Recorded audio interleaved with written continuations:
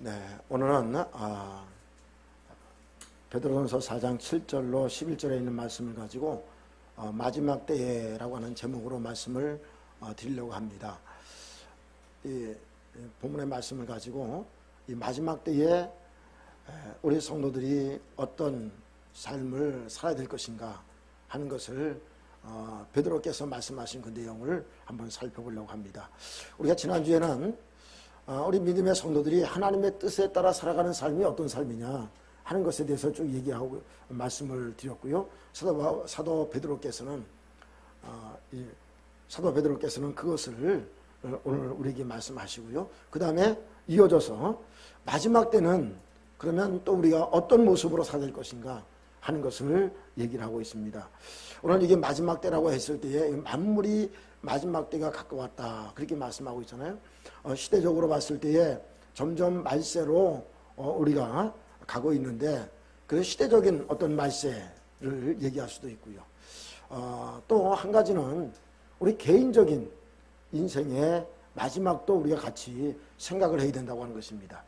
여러분, 세상이 종말이 오지만은 우리 개인적인 종말도 있습니다. 그래서 우리가 이런 것을 같이 생각하면서 우리가 어떻게 해야 될 것인가 하는 것을 생각해 봐야 됩니다. 시대적으로 봤을 때에 말세가 되면 많은 것들이 사람들을 미혹하게 합니다. 그래서 하나님을 믿지 못하게 하는데 말세가 올수록 여러분 이 과학이 엄청나게 발달되잖아요. 여러분들이 지금 사용하고 있는 휴대폰만 봐더라도 여러분들이 어렸을 때에 특별히 연세 드신 분들 같으면은 상상을 못 하잖아요. 이런 것이 어디 있을 수 있어요. 그냥 유선전화도 하나 놓기가 힘들었거든요. 옛날에는 어렸을 때는. 근데 이렇게 많은 것이 발달되는 가운데 있습니다. 문화가 발달되고 학문이 발달되고 과학이 발달되고 이렇게 발달되는 만큼 사람들은요 그것에 미혹을 당해서 하나님을 믿는데 도리어 방해가 된다고 하는 것입니다. 그래서 골로새서 2장 8절에 보면 어떤 말씀을 하고 있냐면 이 철학이나 그 다음에 사람들의 전통이나 초등학문이 사람들을 미혹하게 한다 하는 것을 얘기를 하고 있습니다. 자, 그러므로 우리가 이런 것들 때문에 그리스도를 따르는데 어려움이 있다고 하는 것입니다. 자, 같이 한번 읽어볼까요? 큰 소리로 시작.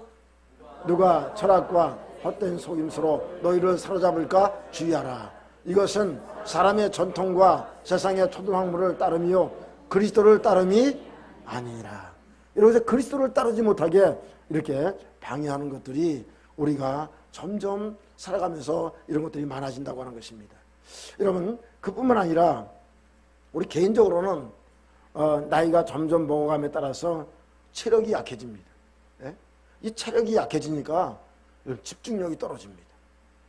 그래서 하나님을 믿는 믿음을 이렇게 굳건히 갖는데 나이가 먹어갈수록 힘들어진다고 하는 것입니다. 여러분, 이미 젊었을 때 신앙생활 하신 분은 아시겠지만 때로는 여러분 철야하신 분도 있을 거예요. 철야기도 하고 때로는 금식하면서 기도해도 별로 피곤하지 않았던 그런 젊은 시절을 생각할 것입니다. 근데 여러분, 나이가 먹어감에 따라서 나이가 먹으면 여러분 철야를 못합니다. 하더라도 피곤해가지고 하다가 그냥 쓰러져 잡니다. 금식도 여러분 나이가 먹으면 제대로 못합니다. 하기가 힘듭니다.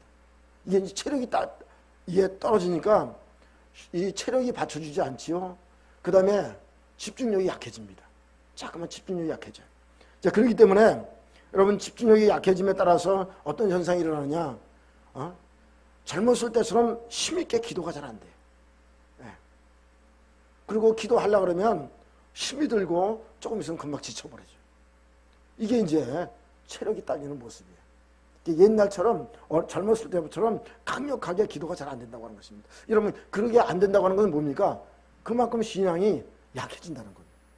약해진다는 거예요. 또 여러분, 말씀도 집중력 있게 잘 못 듣는다는 거예요. 듣긴 들어도 금방 잊어먹어요. 또 자꾸만 들으려고 해도 집중력이 약해지니까 딴 생각 들고 졸리고 막 이렇게 돼버리는 거예요. 그래서 잘 못 듣는 거예요. 또 여러분, 성경을 읽으려도 조금 읽다 보면 졸리고 또 눈이 이제 안 좋아지니까 눈이 더 이게 읽다 보니까 눈이 아프고 그렇게 성경을 못 읽는 거예요. 여러분, 젊었을 때는 그냥 뭐 한 책을 한 권도 그냥 쭉 내리 읽었는데 여러분 나이가 먹으면 몇 장 읽으면 벌써 이 집중력이 떨어지고 잘 읽을 수가 없는 거예요. 그러다 보니까 여러분 우리의 믿음이 나이가 먹어가면서 점점 약해지는 거예요. 그래서 여러분 우리가 이 시대가 자꾸만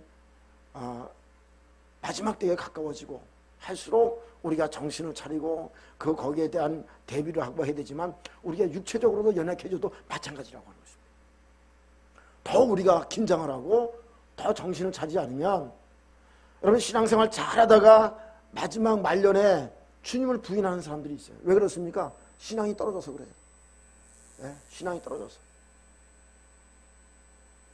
제가 아는 선배 목사님이 그 얘기한 것이 지금도 기억이 납니다. 임종예배가 있어서 가보니까 어떤 성도는 막 그냥 얼굴에 인상을 쓰고 나 죽기 싫어 막 소리치고 몸을 뒤틀고 인상을 찌그리고 막 그래가지고 난감했다는 거예요. 그럼 왜 그렇습니까? 여러분 나이가 먹고 가고 신앙이 약해지니까 사람이 이제 하나님께 부름 당할 때 되면 믿는 사람이 이렇게 하나님께 부름 받는다 할지라도 사단의 영이 옵니다. 하나님 천사가 옵니다. 근데 그 사람이 믿음이 굳건해지면 천사가 그 사람의 영혼을 받아가지만은 믿음이 약해지면 사단이 붙잡아요. 그러니까 이런 무서운 거예요. 신앙이 약해지면 그러게 돼요. 또 한 분은 그 얘기하는데 그 선배 목사님 얘기를 하는데 뭐라고 얘기냐면 권사님인데 가서 임종예배 드리려니까 며느리한테 얘야 막걸리 한 잔만 갖고 와. 막걸리 먹고 싶다. 죽기 전에 막걸리 한 잔 먹고 싶다는 거예요. 여러분 생활 속에서 얼마나 몰래 막걸리 먹었으면 죽기 일보 직전에도 막걸리 달라는 거예요. 신앙이 이렇게 떨어진다니까요.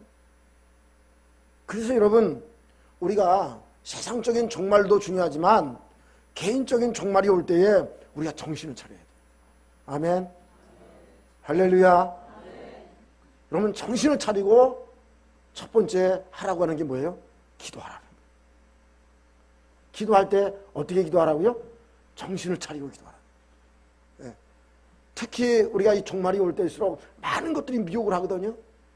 그럴 때 여러분 정신을 차리지 않으면 안 된다는 거예요. 또 우리가 좀 전에 말씀드린 것처럼 나이가 먹어가면 집중력이 떨어지기 때문에 더 정신을 차려야 되는 거예요. 여러분 죄송합니다. 연세 드신 분들한테 이렇게 말씀드린 것 같아서 죄송합니다만은 사실이 그래서 그렇습니다. 여러분 저도요 지금 이제 64살이 되다 보니까 옛날 같지 않아요. 요번에도 이게 호세 와서 준비하는데 글을 쓰려니까 이게 어리어리하고 글이 잘 안 써져요. 야, 이게 나이가 먹었구나. 글 읽으려니까 한참 읽다 보니까 눈이 침침하고 아파요. 이렇게 된다니까요. 성경을 읽으려도 한참 읽다 보면 졸고 있어요, 내가. 깜빡깜빡 졸고. 왜 이렇게 체력이 약해지니까 자꾸만 집중력이 떨어지고. 여러분, 이럴 때, 난 눈이 안 보이니까. 나는 몸이, 체력이 안 따르니까. 여러분, 그래가지고 말씀 읽는 것도 포기하고, 공부하는 것도 포기하고, 기도하는 것도 포기하고, 그럼 여러분 신앙 유지하겠어요? 신앙 유지 못하는 거예요. 그래서 여러분 오늘도 여러분 예배 드릴 때에 여러분 하나님께 집중할 수 있기 바랍니다. 여러분 그래서 우리가 주님 앞에 나오기 전에 여러분 기도를 충분히 해야 돼요. 그냥 여러분 주일날 그냥 몸만 나오면 되는 것이 이렇게 나오지 마시고 주중에 예배를 위해서 여러분 기도로 준비해야 돼요. 여러분 늘 기도의 자리에서 여러분 기도해야 돼요. 어떻게 기도해야 된다? 정신을 차리고 기도해야 돼요. 할렐루야. 그러지 않으면 우리의 영이 살지 못해요. 그래서 여러분 오늘 여기 성경의 말씀에 우리가 정신을 차리고 기도해야 되는데 누가복음 18장 8절에 보니까 예수님께서 말씀하신 무슨 말씀하냐면 인자가 올 때에 믿음을 보겠느냐 그렇게 얘기하고 있어요. 마지막 때에 내가 올 때에 믿음을 보겠느냐. 여러분 마지막 그 말세 때에 여러분 믿음을 까먹는 사람들이 많다는 거예요. 믿음을 잃어버리는 사람이 많다는 거예요. 그럼 여러분 믿음은 우리에게 어떻게 주어지는 겁니까? 로마서 10장 17절에 보니까 믿음은 들음에서 나며 들음은 그리스도의 말씀으로 말미암느니라 그렇게 말씀하고 있습니다. 여러분 하나님의 말씀을 듣지 않으면 이런 믿음이 안 생겨요. 이런 말씀 읽지 않는 사람이 믿음 충만한 사람 봤습니까? 말씀 듣지 않는 사람이 믿음 충만한 사람 봤습니까? 여러분 믿음 충만할 수가 없어요. 자, 우리 같이 큰 소리로 읽겠습니다. 시작. 그러므로 믿음은 들음에서 나며 들음은 그리스도의 말씀으로 말미암느니라. 할렐루야. 여러분 나의 믿음이 굳건해지길 원하십니까? 하나님의 말씀을 자꾸만 들어야 돼요. 말씀을 읽어야 돼요. 말씀을 공부해야 돼요. 그러기 위해서는 여러분 우리가 깨어 있어야 된다고 하는 것입니다. 그 말씀이 내 심령 속에 잘 박힌 못처럼 박히기 위해서는 여러분 말씀 우리가 공부할 때에 같이 필요한 것이 뭐냐? 기도입니다. 기도가 되어지지 않으면 그 말씀이 내 심령 속에 잘 박힌 못처럼 박히질 않아요. 그래서 여러분 그 말씀이 나에게 능력이 되기 위해서는 우리가 필요한 게 뭐냐? 기도라고 하는 것입니다. 그래서 정신을 차리고 기도해야 된다. 이렇게 말씀하고 있어요. 그래서 데살로니가전서 5장 5절에 보니까 우리가 다 빛의 아들이고 낮의 아들이므로 자지 말고 깨어서 정신 차려라. 그렇게 말씀했어요. 네. 우리가 육신적인 잠을 자지 말라는 게 아니라 영적인 잠을 자지 말라는 거예요. 그래서 여러분 우리가 깨어서 정신 차리고 있어야 된다. 자, 같이 한번 읽어보겠습니다. 시작. 너희는 다 빛의 아들이요 낮의 아들이라. 우리가 밤이나 어둠에 속하지 아니하나니 그러므로 우리는 다른 이들과 같이 자지 말고 오직 깨어 정신을 차릴지라. 오직 깨어서 정신을 차려라. 근데 여러분 이 깨어서 정신 차리라고 하는 얘기에 이어지는 것이 뭡니까? 여기는 기록이 안 됐습니다만 깨어서 뭐 하라는 거예요? 기도하라는 겁니다. 기도하라. 그래서 여러분 아무리 강조해도 지나치지 않는 게 뭐냐면 우리가 깨어서 기도하라는 말입니다. 깨어서 기도하라. 근데 예수님께서도 마찬가지로 여러분 누가복음 21장에 보면 21장 5절로 28절까지 말세의 징조를 쭉 얘기를 하고 있습니다. 앞으로 말세에 이런 일이 일어난다, 이런 일이 일어난다 쭉 얘기를 하고 있습니다. 자, 그러면서 29절에 어떤 얘기를 하냐면 무화과 나무나 모든 나무를 보면 철이 되면 싹이 나고 또 열매를 맺고 이런 일이 벌어지잖아요. 그래서 여러분 이 싹이 나는 걸 보면 여름이 가까운 줄 알듯이 시대를 보면 말세가 가까운 것을 알 수가 있다. 그것을 분별할 수가 있어야 된다. 그렇게 말씀하고 있어요. 자, 근데 그거를 잘 분별하고 그 시대가 말세가 다가오는 것을 준비하려면 어떻게 해야 되느냐 하는 것을 그 이유로 쭉 말씀하고 있습니다. 자, 여러분 30절 말씀을 먼저 같이 한번 읽어볼까요? 시작.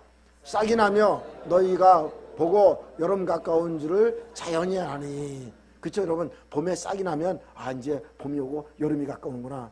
여러분 우리가 상식적으로 알잖아요.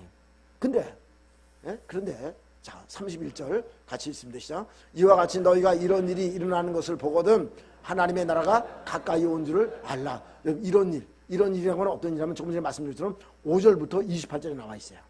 말세의 징조가 나와 있어요. 이런 일이 일어나면 하나님 나라가 이제 가까워진다는 겁니다. 말세가 점점 가까워진다고 하는 겁니다. 이 세상 모든 것이 끝나고 하나님 나라가 임하게 된다고 하는 것입니다.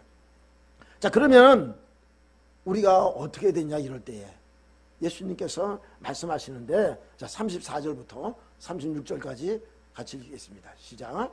너희는 스스로 조심하라. 그렇지 않으면 방탕과 술 취함과 생활의 연료로 마음이 둔하여지고 뜻밖의 그날이 덕과 같이 너에게 임하리라. 이 날은 온 지구상에 거하는 모든 사람에게 임하리라. 이러므로 너희는 장차 올 이 모든 일을 능히 피하고 인자 앞에 서도록 항상 기도하며 깨어 있으라 하시니라. 말세 지말이 가까울 때에 여러분 이 모든 일이 갑자기 이제 도적같이 임한다 그랬잖아요. 예수님이 오실 때에 예수님의 재림이 도적같이 임하는데 이때에 모든 사람에게 임하네. 35대를 일하는 온 지구상에 거하는 모든 사람에게 임하게 되는 거예요. 근데 영적으로 준비된 사람은 어떻게 얘기하고 있습니까? 마태복음에도 보면 두 사람이 자다가 한 사람은 들림받고 두 사람이 맷돌 가다가 한 사람은 들림받고 한 사람은 냉겨둠을 당하고 두 사람이 밭에서 일하다가 한 사람은 들림받고 한 사람은 내버려둠을 당한다 그러지. 그러면 여러분 깨어서 기도하는 사람들은 하나님 나라가 임할 때에 다 들림받게 된다고 하는 것입니다. 여러분 우리 모두가 깨어 있어서 들림받는 여러분 되시기 주님의 이름으로 축원합니다. 들림받기를 주님의 이름으로 축원합니다. 여러분 버림을 받는 사람이 되서는 안 돼요. 버림을 당하는 사람이 되서는 안 됩니다. 이 땅에 버려둠을 당하는 사람 되면 안 됩니다. 우리 모두 주님께서 오실 때에 할렐루야 우리가 두 손 들고 여러분 주님을 맞이하면서 들림받을 수 있기 바랍니다. 여러분 그러기 위해서는 우리가 기도하고 항상 정신을 차리고 깨어 있어야 된다고 하는 것입니다. 이것을 예수님께서 말씀하고 있어요. 또 두 번째는 기도에 대해서 정신을 차리고 기도할 때 근신하라를 기도해 있어요. 근신하라. 근데 정신을 차리고 깨어 있으나 근신하라는 거의 비슷합니다. 내용이 거의 비슷해요. 이 근신하라는 말은 원칙적으로는 술 취하지 않는 상태다. 그 얘기를 하고 있어요. 그래서 술 취하지 않는 상태는 어떤 상태예요? 마음이 건전한 상태. 또 다르게 얘기를 하면 모든 것을 잘 분별할 수 있는 마음의 상태. 이런 술 취하면 잘 분별력이 없잖아요. 횡설수설하고 이 말했다 저 말했다 하고. 근데 이 단어는 근신하는 단어는 바로 정신이 온전한 상태예요. 이 앞에 정신 차리고 하는 좀 비슷한 그런 의미가 있어요. 근데 이것은 더 분별한 그런 상태. 그래서 어떤 이제 영어 성경에는 깨어 있는 상태다. 깨어 있는 상태다. 그렇게 번역이 되어 있어요. 자, 어쩐지 그 앞에 말씀이나 이 말씀이 좀 비슷한데 예수님께서는도 이 말씀을 얘기를 할 때에 깨어 있기를 원하고 있어요. 그래서 맑은 정신, 맑은 정신, 분별력 있는 정신, 마음을 가지고 기도하라고 하는 것입니다. 자, 마태복음 26장 40절에 보면 예수님께서 겟세마네 동산에 올라가서 기도하실 때에 제자들에게 너희들이 시험에 들지 않기 위해서 깨어서 기도해라, 깨어 있어라 그 얘기를 합니다. 근데 그들이 육신의 잠에 못 이겨서 잠을 자지요. 자, 같이 한번 읽어보겠습니다. 시작. 저희들에게 오사 그 자는 것을 보시고 저희들에게 말씀하시되 너희가 나와 함께 한 시간도 이렇게 깨어 있을 수 없더냐. 시험에 들지 않게 깨어 기도하라. 마음에 원이로되 육신이 약하도다 하시고. 여러분 우리가 육신을 이겨야 됩니다. 육신에게 지면 안 됩니다. 서론에서 말씀드린 것처럼 우리가 나이가 먹으면 자꾸만 육신에게 져요. 육신에게 져요. 몸이 체력이 진짜 이게 나이가 먹으니까 체력이 안 받쳐주는구나. 그전엔 철야하고 막 금식하고 막 그래도 끄떡 없었는데 체력을 못 이기겠는 거예요. 그래서 여러분 우리 새벽기도에 나오신 분 아시겠지만 제가 웬만하면 막 서서 기도하잖아요. 왔다 갔다 하면서. 왜냐면 가만히 있으면 졸리거든요. 그러니까 막 움직이면서 기도하는 거예요. 막 손을 막 이렇게 하면서 기도하는 거예요. 그러니까 여러분 우리가 이거를 이기지 않고 정신 안 차리면 그냥 기도 그 새벽에 나와서도 그 좋은 시간에 그냥 시간만 보내고 말아버리는 거예요. 또 저녁 때 어느 시간 내가지고 기도하는 그 소중한 시간을 그냥 보내버리고 마는 거예요. 그래서 여러분 우리가 정말 깨어서 기도하기 위해서 내 몸을 쳐서 복종시켜야 된다고 하는 것입니다. 그래서 사도 바울은 자기를 몸을 쳐서 늘 복종시킨다. 나는 매일 죽노라. 그렇게 고백을 했어요. 얼마나 자기 몸을 복종시키기 위해서 애를 썼습니까? 여러분 그래서 우리의 몸과의 싸움에서 지면 우리의 영적인 싸움이 집니다. 그래서 여러분 우리의 몸과의 싸움에서 여러분 승리하시기 바랍니다. 우리의 몸을 살살 잘 다루어야 되는 건 사실이지만은 육체가 원하는 대로만 다 해주면 우리의 영적인 생활이 안 됩니다. 영적인 생활에서 집니다. 그래서 육체를 잘 달래가면서 우리가 영적인 삶을 우리가 살아가야 된다고 하는 것을 여러분 꼭 기억하시기 바랍니다. 31살 된 어떤 여성도님이 결혼한 지 5년이 됐습니다. 그래서 좋은 남편과 결혼해서 행복하게 사는데 4살짜리 딸이 있었습니다. 5년째 되는 날 어느 날 몸이 자꾸만 이상해가지고 병원에 가보니까 유방암이 걸린 거예요. 젊은 나이에. 그래 그 말을 들었을 때에 그 말을 들었을 때 얼마나 낙심이 되겠어요. 결혼한 지 얼마 되고 참 새파랗게 젊은데요. 남편한테 얘기하고 싶지도 않고 부모님한테 얘기하고 싶지도 않고 죽고 싶은 거예요. 고민하다가 남편한테 얘기를 했습니다. 가족들에게 얘기를 했습니다. 그리고 의사하고 다시 한번 상담을 하니까 의사는 빨리 수술해야 된다. 그래 위험하다. 그래 가족들도 막 그냥 수술해야 된다. 빨리 수술하자. 그래가지고 수술을 했어요. 몇 기인지는 뭐 글에 나와 있지 않아서 잘 모르겠습니다만은 항암 치료하려고 보니까 벌써 아마 2, 3기가 넘어간 거 아닌가 싶어요. 그 항암 치료를 받았어요. 너무나 고통스러운 거예요. 죽고 싶은 거예요. 이렇게 살아서 뭐하나 그런 생각이 들고, 그래서 그런 가운데 있는데 어느 날 항암 치료 받고 와서 너무나 몸이 녹초가 되어서 누워있는데 어떤 아이의 소리가 귓가에 들리는 거예요. 하나님, 우리 엄마 살려주세요. 고쳐주세요. 우리 엄마 찢지 낫게 해주세요. 제가 말 잘 들을게. 하나님 고쳐주세요. 그게 무슨 소린가 눈을 들어 정신을 차리고 보니까 그 4살짜리 꼬마가 무릎을 꿇고 눈물을 흘리면서 기도하고 있는 거예요. 그 애기 엄마가 너무나 감동이 되고 너무나 울음이 복받친 거예요. 내가 이렇게 절망하고 낙심해서는 안 되겠구나. 그래서 그가 정신을 차리고 열심히 치료받으면서 죽기 살기로 하나님께 기도했어요. 하나님, 치료해 주세요. 내 딸을 위해서라도 치료해 주세요. 간절하게 주님 앞에 기도하면서 치료를 받았어요. 항암 치료가 끝나고 시간이 흐르고 또 실려서 7년의 세월이 흘렀을 때에 의사로부터 이 암이 완전히 치료됐다고 하는 판정을 받게 됐습니다. 할렐루야. 할렐루야. 예, 남이 치료받았을 때에 아멘 크게 하시면 나에게도 큰 복이 될 줄 믿습니다.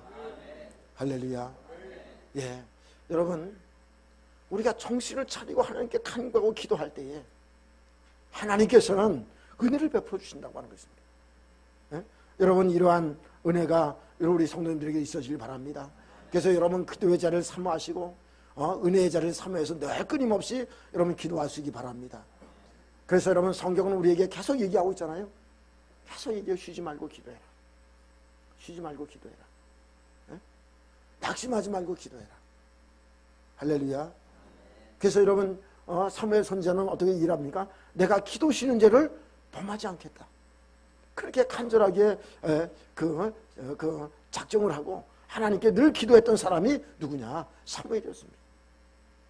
여러분, 오늘 우리 성도님도 그러한 놀라운 은혜가 있어지기를 주님의 이름으로 축원합니다. 두 번째는 사랑하라고 얘기하고 있습니다. 메시지 말이 올 때에 우리가 사랑해야 된다. 여러분, 우리 기독교라고 하는 종교의 중심은 어떤 면에서는 사랑이 중심이라고 할 수 있습니다. 왜 그렇습니까? 하나님이 사랑이시기 때문에 그렇습니다. 요한일서 4장 8절에 보면 하나님은 사랑이시니라. 하나님은 사랑이시니라. 여러분, 하나님은 사랑이신 분입니다. 그렇기 때문에 여러분, 우리는 사랑 때문에 우리가 하나님의 축복을 받게 되고 구원을 받게 되고 하나님의 사랑을 잊게 됐습니다. 이것을 우리가 절대로 놓치면 안 됩니다. 자, 우리 같이 한번 읽어볼까요? 시작. 사랑하지 아니한 자는 하나님을 알지 못하나니 이는 하나님은 사랑이십니다. 하나님은 사랑이십니다. 그래서 여러분, 오늘 우리 기독교의 사랑은 남녀 간에 단순히 사랑하는 그런 낭만적인 사랑만 얘기하는 것이 아닙니다. 또 우리의 가족을 사랑하고 또 내가 좋아하는 사람을 사랑하는 그 사랑만을 얘기하는 것이 아닙니다. 여러분, 성경은 우리에게 어떤 것을 얘기하느냐? 여러분, 우리에게 정말로 우리가 사랑할 수 없는 사람같이 사랑하라고 하는 것을 분명히 말씀하고 있는데, 만약에 우리가 좋아하고 우리가 사랑할 만한 사람만 사랑한다면 아무 상이 없다고 말씀하고 있어요. 마태복음 5장 46절에 보면 예수님께서 이 제자들에게 산상보훈에 말씀하시면서 바리새인이나 서기관들처럼 그 세리처럼 그렇게 사랑해서는 상이 없다, 그렇게 말씀했어요. 자, 46절 47절 한번 같이 읽어보겠습니다. 시작. 너희가 사랑하는 자를 사랑하면 무슨 상이 있으리요? 세리도 이와 같이 아니하느냐? 또 너희가 너희 형제에게만 무난하면 남보다 더하는 것이 무엇이냐? 이방인들도 이같이 아니하느냐? 아멘. 여러분, 자기 가족 사랑하지 않는 사람이 어디 있겠어요? 자기가 좋아하는 사람 사랑하지 않은 사람이 누가 있겠어요? 자기 마음에 들고, 예? 자기가 좋아하는 사람을 다 사랑하게 돼 있어요. 근데 그 정도 사랑에서는 상이 없다는 겁니다. 그 정도 그의 사랑 가지고는 하나님의 마음을 흡족하게 못한다고 하는 것입니다. 우리는 그래서 어떤 사랑을 해야 되느냐 하는 것을 말씀하고 있는데, 먼저 여러분, 우리를 사랑하신 하나님을 사랑할 수 있어야 된다, 그걸 말씀했어요. 그래서 누가복음 10장 27절에 보면 하나님을 사랑하되 마음을 다하고 뜻을 다하고 또 힘을 다해서 하나님을 사랑할 것을 말씀하고 있습니다. 여러분, 하나님 보이지 않습니다. 그러나 하나님께서 우리를 사랑하신 것을 기억하고 먼저 우리가 하나님을 사랑할 수 있어야 된다 하는 것을 말씀하고 있습니다. 자, 읽어보겠습니다. 대답하여 이르되 내 마음을 다하며 목숨을 다하여 힘을 다하여 뜻을 다하여 주 너희 하나님을 사랑하라. 오늘 읽어보니까 목숨, 힘, 뜻을 다하여 주 너희 하나님을 사랑하라고 말씀했어요. 여러분, 우리가 이렇게 사랑하는 그런 마음을 가져야 된다고 하는 것을 얘기하고 있습니다. 또 10장 27절 이하로 보면 내 이웃을 또 내 몸까지 사랑해야 된다. 이웃을 사랑해야 된다고 말씀했어요. 이웃을 사랑해야 된다. 여러분, 이웃을 사랑할 때에 여러분, 내 마음에 드는 사람도 있어요. 내 마음에 들지 않은 사람도 있습니다. 내 마음에 들지 않은 사람은 불신자가 있어요. 불신 영혼도 우리가 사랑해야 됩니다. 또 어떤 영혼도 사랑해야 됩니까? 원수도 사랑해야 된다고 하는 것입니다. 때로 여러분, 원수까지도 사랑할 것을 얘기하고 있습니다. 자, 마태복음 5장 44절에 보면 예수님께서는 우리로 하여금 원수까지도 사랑하라, 그렇게 말씀했어요. 자, 44절 말씀 한번 같이 읽어보겠습니다. 시작. 나는 너에게 이르노니 너희 원수를 사랑하고 너희를 박해하는 자를 위하여 기도하라. 이런 원수까지도 사랑하라. 원수까지도. 우리가 이웃을 사랑할 때에 어렵고 힘들고 우리의 도움이 필요한 사람도 사랑해야 되지만, 또 예수 믿지 않는 그러한 영혼을 우리가 사랑해야지만이 그들을 또 전도하고 우리가 그들을 주께로 인도해야 되지만, 우리에게 피해를 준 사람, 우리를 핍박하는 사람, 우리 예수 믿는 것을 싫어하는 사람, 그 사람까지도 사랑하라고 말씀을 하고 있습니다. 그런데 사랑할 때 사랑의 방법을 어떻게 말씀하냐면 뜨겁게 사랑하라, 그렇게 말씀했어요. 뜨겁게 사랑하라. 여러분, 하나님을 뜨겁게 사랑할 뿐만 아니라 이웃을 뜨겁게 사랑하는데 불신자를 뜨겁게 사랑할 뿐만 아니라 원수된 사람, 나에게 피해를 준 사람까지도 어떻게 우리가 뜨겁게 사랑할 수 있겠어요? 여러분, 성경 말씀하고 있지만 실제로 이 말씀을 우리의 삶 속에 적용시킬 때에 쉽지 않습니다. 쉽지 않아요. 그런데 여러분, 이렇게 우리가 사랑할 수 있는 근거가 뭡니까? 요한일서 3장 16절에 보면 하나님께서 이 땅에 예수님을 보내주시고 그 예수가 우리를 위해서 목숨을 버리셨기 때문에 그 사랑을 우리가 근거로, 그 사랑을 입었기 때문에 그 사랑을 가지고 우리가 다른 사람들을 사랑할 수 있어야 된다 하는 것을 말씀하고 있습니다. 할렐루야. 여러분, 하나님의 사랑을 입었다는 것을 우리가 깨닫지 못하면, 그 하나님의 사랑을 입었다고 하는 것을 우리가 확실하게 알지 못한다면, 그것을 우리의 심령 가운데 깊이 느끼지 못한다면 우리가 사실 하나님도 제대로 사랑하지 못할 뿐만 아니라 여러분, 우리를 핍박하는 그런 불신자들, 또 원수된 사람들, 이런 사람들을 결코 사랑할 수가 없습니다. 그래서 여러분, 오늘 요한일서 3장 16절 말씀을 여러분 오늘 기억하시기 바랍니다. 주님이 나를 위해서 목숨 버리신 그 놀라운 사랑을 다시 한번 여러분들이 깨달을 수 있기 바랍니다. 이 은혜가 여러분 심령 속에 임하기를 간절히 바랍니다. 같이 한번 읽어보겠습니다. 시작. 그가 우리를 위하여 목숨을 버리셨으니 우리가 이로써 사랑을 알고 우리도 형제를 위하여 목숨을 버리는 것이 마땅하도다. 할렐루야. 여러분, 이것이 우리 속에 있어야 된다고 하는 것입니다. 이 사랑이 우리 속에 있어야 된다고 하는 것입니다. 이 사랑이 우리 속에 있을 때에 비로소 하나님을 사랑할 수 있고 이웃을 사랑할 수 있다는 겁니다. 여러분 믿습니까? 그래서 여러분, 사도 베드로께서 베드로전서 1장 22절에 또 얘기를 합니다. 거기서도 우리가 정말로 이 말씀을 따라 순종하는 사람, 이 사람, 그 사람은 뜨겁게 하나님의 그 사랑을 가지고 형제를 사랑할 수 있어야 된다. 그것을 말씀하고 있습니다. 22절 말씀을 우리 같이 한번 읽어보겠습니다. 시작. 너희가 진리를 순종함으로 너희 영혼을 깨끗하게 하여 거짓 없이 형제를 사랑하기에 이르렀으니 마음으로 뜨겁게 서로 사랑하라. 여러분, 진리를 순종함으로 하나님께서 말씀하신 그 말씀대로 순종하는 것입니다. 예, 그 말씀에 순종할 때 영혼이 깨끗해진다는 겁니다. 그 깨끗한 영혼을 갖고 있는 사람은 여러분 하나님의 사랑을 입었기 때문에 마음으로 뜨겁게 사랑할 수 있다고 하는 것입니다. 여러분, 이 사랑이 우리에게 부어지기를 주님의 이름으로 축원합니다. 여러분, 이 사랑이 우리에게 부어질 때에 우리가 비로소 사랑할 수 있는 것입니다. 그런데 오늘 본문의 성경 말씀 보면 또 지금 베드로전서 1장 20절에 나와 있듯이 마음으로 뜨겁게 사랑하되 어떻게 사랑하냐? 서로 사랑하라. 서로 사랑. 네, 어떤 사람은 그냥 자기 사랑만 해주기를 원하는 사람이 있어요. 자기는 사랑도 하지 않으면서 자기가 사랑만 받기를 원하는 사람이 있어요. 여러분, 이것은 참다운 그런 성도의 아름다운 모습의 사랑이 아닙니다. 우리가 정말로 예수 그리스도의 사랑을 안다면, 여러분, 우리가 예수님의 사랑을 우리가 입은 사람이라면 우리가 서로를 사랑할 수 있어야 합니다. 내가 사랑받은 만큼 우리가 다른 사람을 사랑할 수 있는 그 사랑을 가지고 있어야 된다고 하는 것입니다. 여러분 믿습니까? 여러분은 사랑만 요구하지 않는지 한번 생각해 보시기 바랍니다. 우리 다음 주에 말씀드리겠지만은 어떤 사람은 자꾸만 대접만 받으려고 그래요. 섬김만 받으려고 그래요. 전혀 섬길 줄 몰라요. 그 사랑만 받으려고 하는 것입니다. 그래서 조금 서운하게 하지만 너무 사랑이 없다 그러고 자기는 더 사랑이 없으면서. 여러분, 이런 사람들이 많습니다. 여러분, 오늘 우리는 내가 사랑받기 전에 내가 먼저 사랑할 수 있는 그 그리스도의 마음으로 채워주시기를 주님의 이름으로 축원합니다. 13세기에 스페인의 아주 귀족이었고 대학의 교수였던 라몬이라고 하는 교수님이 있었습니다.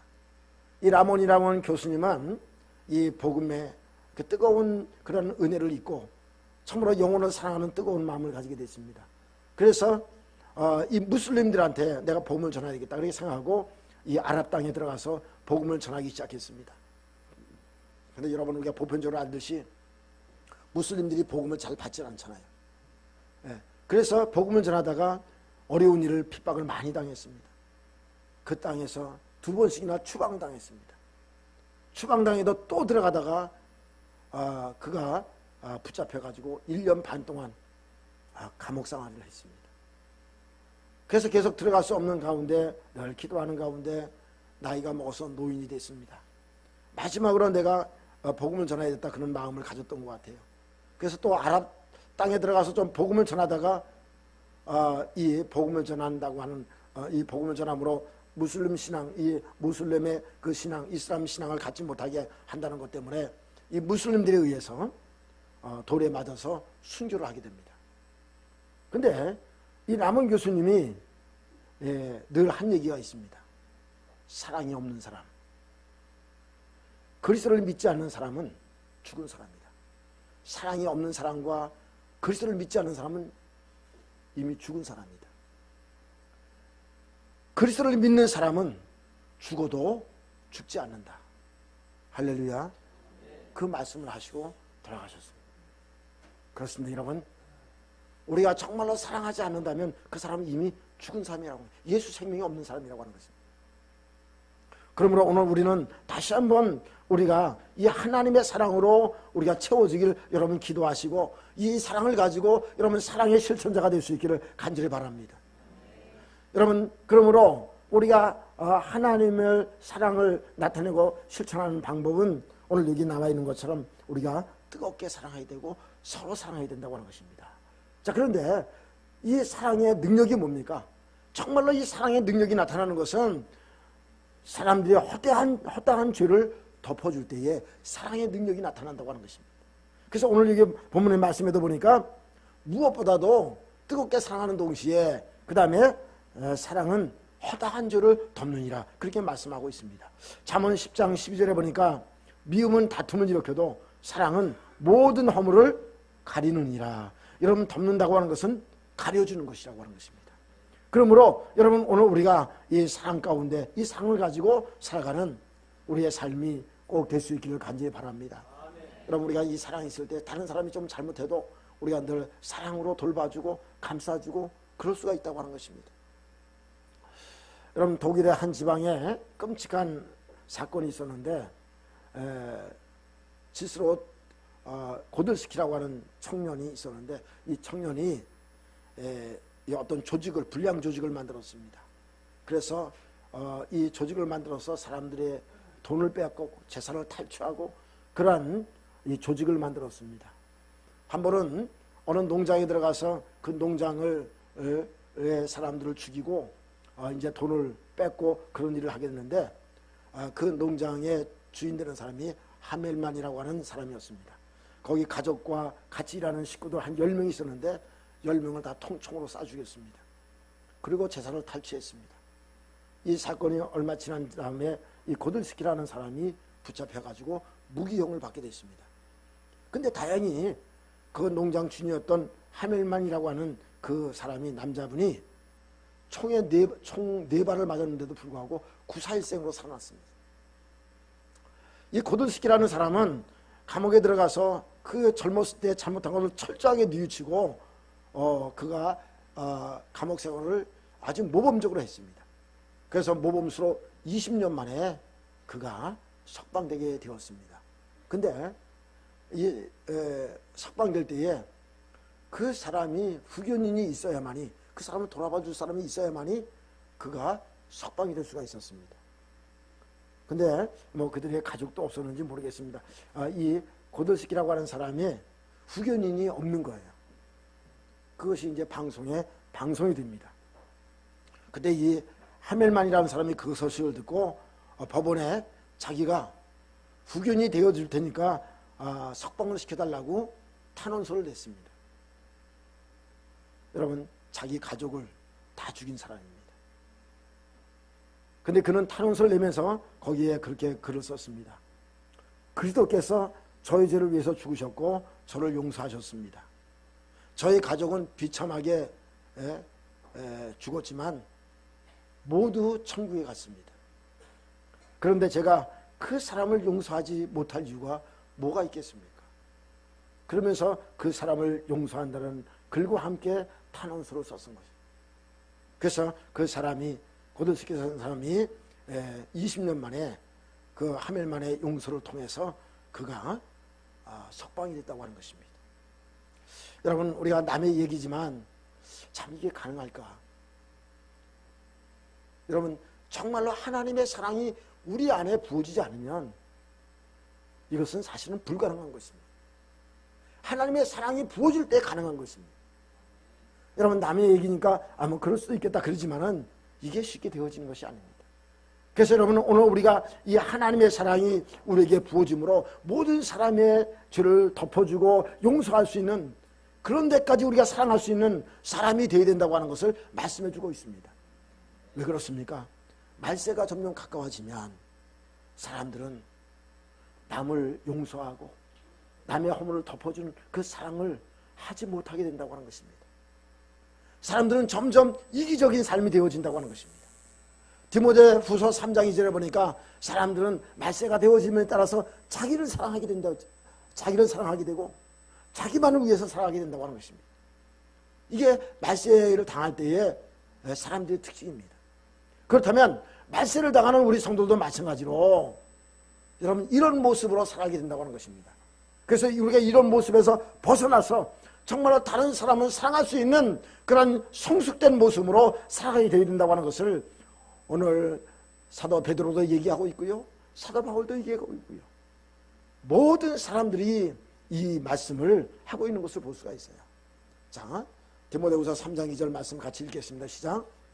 사람들이 자기를 사랑하며 돈을 사랑하며 자랑하며 교만하며 비방하며 부모를 거역하며 감사하지 아니하며 거룩하지 아니하며 그렇게 얘기를 하고 있죠. 여러분, 말세가 다가오면 사람들이 이런 모습으로 변한다는 거예요. 근데 사도 베드로는 말세가 가까울수록 우리에게 어떻게 사랑하라고요? 뜨겁게 서로 사랑하고 다른 사람의 허물을 덮어줄 수 있는 그런 사람이 되어야 된다. 그렇게 말씀하고 있는 것을 볼 수가 있습니다. 여러분, 이런 하나님의 사랑이 내게 부어지기 위해서는 필요한 게 무엇입니까? 여러분, 절대적으로 기도가 필요하다고 하는 것입니다. 여러분, 기도가 부족하면 자연히 우리 속에 이기심만 생기고요, 육신적인 욕심에 따라 살아가게 된다고 하는 것입니다. 여러분, 우리에게 충분하게 하나님께 기도함으로 우리에게 성령이 부어지고 성령으로 충만케 되고 성령이 역사할 때에 여러분, 우리 속에 성령의 열매가 맺어지고 여러분, 하나님의 사랑이 부어질 줄 믿습니다. 이런 역사가 여러분들에게 있어지길 바랍니다. 여러분, 로마서 5장 5절에 보니까 여러분, 우리가 소망이 우리를 부끄럽게 하지 아니하면 우리에게 주신 성령으로 말미암아 하나님의 사랑이 우리에게 부어진다. 예. 여러분, 우리가 소망 중에 우리가 담대하게 하나님을 바라보고 살아갈 수 있는 건 왜 그렇습니까? 여러분, 말세가 당해도 우리는 부끄러움 당하지 않고 부끄럽지 않게 누구나 다 사랑할 수 있는 마음을 가지고 사랑할 수 있도록 하나님께서 성령을 통하여 우리에게 사랑을 부어주신다고 하는 것입니다. 근데 여러분, 우리의 마음에 사랑이 없어요. 사랑이 점점 메말라가고 있어요. 여러분, 그렇다면 우리는 어떻게 됩니까? 아버지 하나님, 성령을 나에게 부어주시고 성령을 통해서 하나님의 사랑을 나에게 부어주시옵소서. 하나님의 사랑이 내게 부어줘야 됩니다. 그래서 하나님 앞에 소망 중에 살아가고 부끄럽지 않는 삶을 살아가게 하옵소서. 하나님, 나에게 이 사랑을 부어주세요. 여러분, 그러면서 우리가 기도해야 된다고 하는 것입니다. 여러분, 우리 같이 한번 읽어볼까요? 시작. 소망이 우리를 부끄럽게 하지 아니하면 우리에게 주신 성령으로 말미암아 하나님의 사랑이 우리 마음에 부은 바 됨이니. 여러분, 성령을 통해서 우리에게 부어진 하나님의 사랑이 여러분들에게 충만하십니까? 만약에 여러분 부족하다면 여러분, 성령을 통해서 하나님의 사랑이 더 부어지도록 여러분 기도할 수 있기 바랍니다. 하나님의 사랑을 나한테 부어주셔서 정말로 오늘 말씀처럼 뜨겁게 사랑할 수 있게 하시고 여러분, 서로를 진정으로 사랑할 수 있게 하시고 여러분, 모든 허물을 덮어주고 용서할 수 있는 그런 깊은 사랑 가운데 들어갈 수 있는 이 하나님의 사랑, 이 아가페의 사랑으로 충만하게 하옵소서 하면서 여러분 기도하면서 우리가 이 사랑에 붙들려 살아가는, 그래서 말세에 정말로 아름다운 모습으로 우리의 인생을 살아가고 또 우리의 인생의 마침표를 찍을 때에 아름다운 모습으로 인생의 마침표를 찍을 수 있는 저와 우리 성도님이 다 될 수 있기를 주님의 이름으로 축원합니다. 할렐루야.